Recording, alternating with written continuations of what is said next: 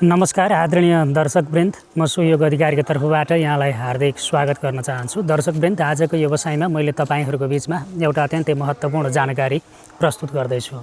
त्यसो त दर्शकवृन्द, तपाईँले तन्त्र ज्योतिषमा विभिन्न प्रकृतिका जानकारी आदि प्राप्त गर्दै आइराख्नु भएको छ। आजको व्यवसायमा चाहिँ मैले तपाईँहरूको जीवनमा अत्यन्तै काम लाग्ने एउटा चाहिँ चिजको बारेमा जानकारी दिँदैछु। त्यसो त तपाईँले यहाँनिर देख्न सक्नुहुन्छ होइन, यो चाहिँ देवघाट धाममा चाहिँ यता जुन पगला बाबा आश्रम छ नि, पगला बाबा आश्रमबाट चाहिँ माथि जाने बाटो हो है यो बाटो चाहिँ।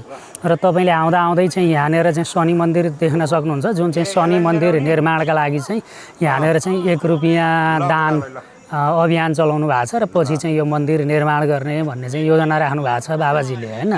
अब तपाईँले त्यहाँबाट जुन त्यो गेटबाट प्रवेश गरिसके पछाडि जब तपाईँ चाहिँ यो मन्दिर क्रस हुनुहुन्छ, यो मन्दिर क्रस भएर आइसके पछाडि चाहिँ यहाँनिर तपाईँले चाहिँ एउटा मन्दिर देख्नुहुन्छ होइन।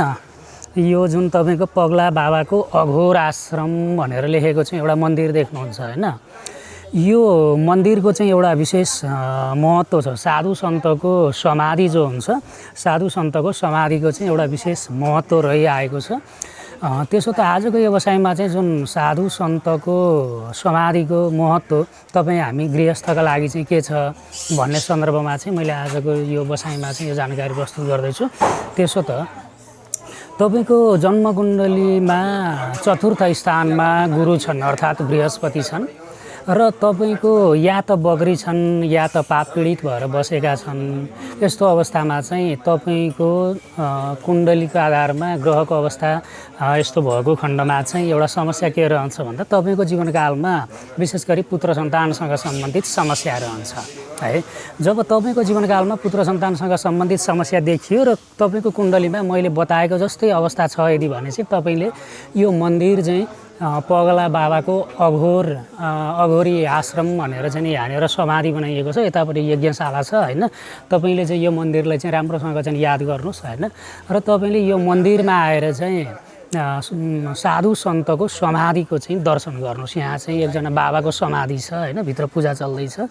यहाँ चाहिँ एकजना बाबाको चाहिँ समाधि छ होइन। यहाँ यस्तो हुनुहुन्छ, तपाईँले यहाँनिर आएर चाहिँ के गर्नुहोस् भन्दा तपाईँले चाहिँ के गर्नुहोस् भन्दा यहाँनिर आएर चाहिँ एउटा तपाईँले चाहिँ एउटा घिउको बत्ती बिहिबारको दिन पारेर एउटा चाहिँ घिउको बत्ती लिएर आउनु होइन। मन्दिर तपाईँले चिनिहाल्नुभयो होइन। तपाईँले चाहिँ यो मन्दिर चिनिहाल्नुभयो। यो मन्दिरमा चाहिँ बाहिर ढोकापट्टि बाहिरै बाले पनि हुन्छ र तपाईँले उता साइडबाट बाले पनि हुन्छ होइन। तपाईँले चाहिँ एउटा बत्ती बाल्नुहोस् बिहिबारको दिन घिउमा र तपाईँले प्रार्थना गर्नुहोस् कि गुरुदेव मेरो जिन्दगीमा जति पनि चाहिँ दोषहरू छन्, गुरुसँग सम्बन्धित जति पनि दोष छन् सो दोष शान्ति होस् भनेर चाहिँ तपाईँले प्रार्थना गर्नुहोस् है। तर त्यसका लागि जरुरी चाहिँ के छ भन्दा घिउको बत्ती चाहिँ जरुरी छ नितान्तै होइन। र तपाईँले चाहिँ गर्ने प्रार्थना महत्त्वपूर्ण हुन्छ। र तपाईँले चाहिँ यदि तपाईँले त्यसरी चाहिँ बत्ती बालिदिनु भयो यदि भने होइन, त्यसले चाहिँ तपाईँलाई चाहिँ के गर्छ त तपाईँको सन्तानसँग सम्बन्धित समस्या जो चलिआएको छ, हुनसक्छ तपाईँको चाहिँ जन्मकुण्डलीमा चतुर्थ स्थानमा गुरु छ तर चाहिँ तपाईँको पुत्र सन्तानको जाय जन्म नै भएको छैन होइन। तर तपाईँ चाहिँ पुत्र सन्तानको जाय जन्म होस् भन्ने चाहनुहुन्छ यदि भने तपाईँले त्यो काम गरिदिइसके पछाडि तपाईँको जीवनकालमा पुत्र सन्तानको जाय जन्म निश्चित हुन्छ है, जुन दोषका कारणले। तर तपाईँको जन्मकुण्डलीमा चतुर्थ स्थानमा गुरु अनिवार्य हुनुपर्छ र भावचलित कुण्डलीमा पनि तपाईँको चतुर्थ स्थानमै देखिएको हुनुपर्छ है। यदि यस्तो कन्डिसन छ र तपाईँ पुत्र सन्तानको जाय जन्म भएको छैन यदि भने चाहिँ तपाईँले यो काम गर्न सक्नुहुन्छ, जुन तपाईँले गर्दाखेरि तपाईँको पुत्र सन्तानको जाय जन्मका लागि सहयोग गर्छ। अनि अर्को महत्त्वपूर्ण कुरा, तपाईँको पुत्र सन्तानको जाय जन्म पनि भयो र तपाईँको पुत्र सन्तानको जाय जन्म पश्चात तपाईँको पुत्र सन्तान ठुलो भइसकेपछि होस् अथवा सानैमा होस्, रोगी छ अथवा चाहिँ विभिन्न समय स्वास्थ्यसँग सम्बन्धित विभिन्न प्रकृतिका समस्याहरू आइराख्छन् अथवा तपाईँको बच्चाले चाहिँ त्यति लाइन समातेर पढ्दैन, अध्ययनमा चाहिँ उसको मन लाग्दैन यदि भने पनि तपाईँले चाहिँ यहाँनिर ल्याएर चाहिँ बत्ती बाल्न सक्नुहुन्छ। र यो बत्ती बच्चाले चाहिँ बाल्ने होइन है। यो बत्ती बाल्दाखेरि चाहिँ जसको जन्मकुण्डलीको चतुर्थ स्थानमा गुरु छ र जसको चाहिँ बच्चा बच्चीसँग समस्या छ उनीहरूले चाहिँ ल्याएर बाल्ने हो है। यदि तपाईँको चाहिँ त्यस्तो अवस्था छ भने तपाईँले यहाँनिर ल्याएर बालिदिनुहोस्। यहाँनिर ल्याएर बत्ती बालिदिँदाखेरि तपाईँको चाहिँ सन्तान प्राप्तिमा सहयोग गर्नुको साथै तपाईँको सन्तानलाई समेत निकै राम्रो चाहिँ गर्ने गर्छ, विशेष गरी बिहिबारका दिन है। अनि अब तपाईँको एउटा चाहिँ यहाँनिर छ होइन, अनि अर्को पनि यहाँ माथि छ। म तपाईँलाई देखाइदिन्छु, किन भन्दा धेरैले चाहिँ सोध्नुहुन्छ कहाँनिर छ भनेर सोध्नुहुन्छ होइन। मैले चाहिँ तपाईँहरूलाई कहाँनिर छ भन्ने कुरो देखाउनका लागि चाहिँ मैले यो सामग्री तयार गर्दैछु। र अर्को चाहिँ तपाईँको यहाँ माथि छ एउटा समाधि।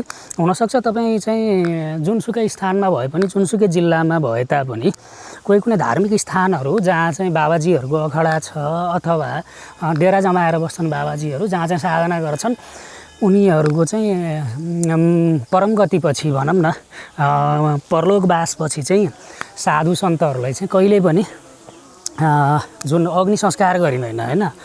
प्रायः साधु सन्तको अग्नि संस्कार नगर्ने चाहिँ चलन छ होइन। त्यो कारणले गर्दाखेरि समाधि दिएर राखिन्छ होइन। अब तपाईँको समाधि चाहिँ अर्को समाधि चाहिँ यहाँनिर छ होइन। मुख्य यहाँनिर दुईवटा समाधि छन् होइन। यो चाहिँ तपाईँको नाङ्गा बाबाको समाधि हो होइन। मैले तलपट्टि देखाएँ एउटा मन्दिरैको रूपमा छ भने, यहाँनिर चाहिँ तपाईँले यो समाधि देख्नुहुन्छ है। तपाईँले जुन मैले अहिले बताएको विधि तपाईँले यहाँ गर्न पनि सक्नुहुन्छ होइन, र तपाईँले तल गर्न पनि सक्नुहुन्छ। यो एरियामा मलाई पनि थाहा भएको चाहिँ यिनै दुईवटा मुख्यतः यिनै चाहिँ दुईवटा चाहिँ समाधिहरू हुन्, र यिनै समाधि यिनै दुईवटा मध्ये तपाईँले कहीँ कतै गर्न सक्नुहुन्छ। त्यसो त तपाईँ जिल्ला जस्तो यो त चितवन देवघाट धाममा चाहिँ नै भएको चाहिँ नै साधु सन्तको समाधि हो। यसको अलावा विभिन्न स्थानमा हुनसक्छ साधु सन्तको समाधि। तपाईँ बस्ने जिल्लामा पनि कहीँ कतै साधु सन्तको समाधि छ यदि भने तपाईँले त्यहाँ गएर पनि गर्न सक्नुहुन्छ। काठमाडौँमा हुनुहुन्छ यदि भने पशुपतिमा पनि समाधि छ साधु सन्तको, तपाईँले त्यहाँ गएर गर्न सक्नुहुन्छ। र तपाईँको आफ्नो घर नजिकै, तपाईँको आफ्नो जिल्ला नजिकै जुनसुकै स्थानमा पनि यदि साधु सन्तको समाधि छ यदि भने तपाईँले त्यो समाधिमा गएर चाहिँ यो विधि विधान गरिदिन सक्नुहुन्छ। यदि तपाईँले यो विधि विधान गरिदिनु भएको खण्डमा तपाईँको चाहिँ नि सन्तानसँग सम्बन्धित कुनै पनि समस्या समाधानका लागि चाहिँ तपाईँलाई सहयोग गर्छ। एउटा यो भयो, यो मन्दिर भयो भने है मैले देखाएँ। अर्को चाहिँ त्यहाँबाट आइसके पछाडि यो बाटो हुँदै यसरी आए पछाडि चाहिँ तपाईँको यहाँनिर यसमा छ है। आजको व्यवसायमा चाहिँ मैले तपाईँहरूको बिचमा यही चाहिँ साधु सन्तको समाधि चाहिँ कहाँनिर छ भन्ने कुरा र साधु सन्तको समाधि विशेष गरी देवघाटमा कतिपयले सोध्नुहुन्छ क्या। देवघाटमा अब साधु सन्तको समाधिमा चाहिँ तपाईँले यसो गर्नुहोस् है भनेर भन्दै गर्दा साधु सन्तको समाधि कहाँ छ भनेर सोध्नुहुन्छ। त्यो कारणले गर्दा मैले यहाँको चाहिँ नि साधु सन्तको समाधि देखाइदिएँ तपाईँहरूलाई, र तपाईँले आफ्नो जिल्लामा आफ्नो स्थानमा जहाँ छ साधु सन्तको समाधि त्यहाँ गएर चाहिँ तपाईँले बिहिबारको दिन चाहिँ यो काम गरिदिन सक्नुहुन्छ भन्दै आजको व्यवसायबाट बिदा हुन चाहन्छु। बिदा दिनुहोस्। हवस् त, नमस्कार।